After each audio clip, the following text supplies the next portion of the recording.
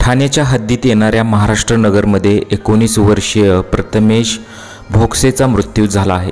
त्याने 3 मे रोजी संध्याकाळी 6 वाजता चिकन शोरमा खाल्ला होता। दुसऱ्या दिवशी 4 मे रोजी सकाळी 7 वाजता त्याला पोटदुखी आणि उलट्यांचा त्रास सुरू झाला। सुरुवातीला कुटुंबियांनी प्रथमेशला प्रथम जवळच्या डॉक्टरांना दाखवलं।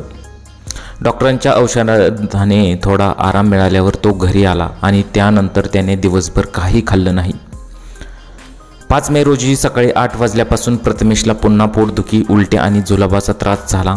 त्यानंतर कुटुंबियांनी त्याला KM रुग्णालयात नेलं। तिथे डॉक्टरांनी प्रथमेशवर उपचार करून त्याला घरी परत पाठवलं। मात्र संध्याकाळी प्रथमेशला पुन्हा त्रास होऊ लागला। त्यामुळे त्याला कुटुंबियांनी पुन्हा KM रुग्णालयात नेलं। त्याची तब्येत बिघडतच गेली। डॉक्टरांनी त्याला दाखल करून घेतलं। डॉक्टरांच्या उपचारानंतर प्रथमेशच्या तब्येतीत सुधारणा झाली नाही। त्यानंतर 7 मे रोजी सकाळी 10:30च्या सुमारास प्रथमेशचा मृत्यू झाला। आता असं का झालेलं आहे ते पहा। सुरुवातीच्या तपासानुसार खराब झालेल्या चिकनपासून बनवलेला शोरमा खाल्ल्यानंतर प्रथमेशची तब्येत बिघडली आणि त्यानंतर त्याचा मृत्यू झाला। या